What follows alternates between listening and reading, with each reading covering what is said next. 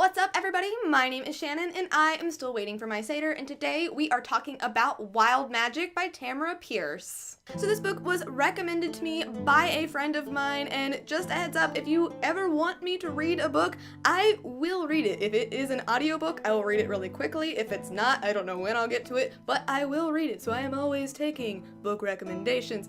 But this is her favorite book. She wanted me to check it out, so I did, and I gotta say, it is a little bit what I was expecting, but it was still pretty good. I really did like the main characters. I thought the story was pretty great, and overall, I think it is a solid C+. So Wild Magic is about this girl, Dane, who has this kind of new magic, or maybe an old kind of magic, that allows her to talk to animals and interact with them on a very personal level, and the story pretty much follows her as she meets new people and goes to new places and learns that there are these things called immortals breaking out of this otherworldly realm and bleeding off into her world and attacking her kingdom. And I did like the story. It was very imaginative. I was transported into this new magical kind of world, and I can see why a lot of readers would like it, especially my friend who recommended this to me and my cousin, because she is really into this kind of stuff, and this book is, I can tell, what made her want to be a writer, because her writing style is very similar.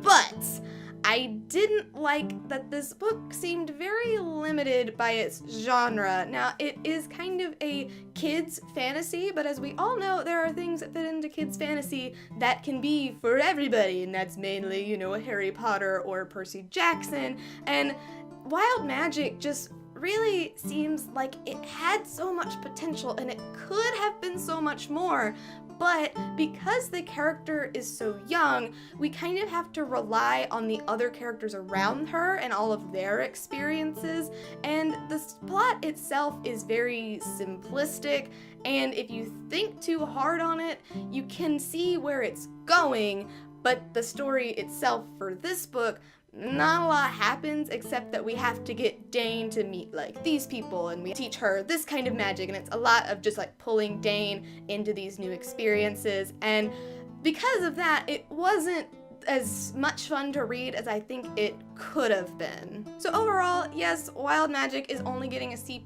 mostly because I do feel like it could have been better if the characters had been this, or if the story had been that, but ultimately, I think Wild Magic is great for kids, especially if you're a fan of Harry Potter, or Lord of the Rings, or Percy Jackson. You will definitely love these books, and I think it's great to have kids start out on. If you're a parent and you're looking for some bigger chapter books to get your kids more into reading, this book will definitely do that job. Like I said though, if you're a little bit older, maybe not so much unless it's hitting those nostalgia points for you, but overall, definitely a solidly good read. Thank you guys so much for watching this video. If you liked it, be sure to hit that like button down below, and don't forget to subscribe so you can talk books with me every Monday. That's everything I got for today, guys. I'll see you next time. Bye!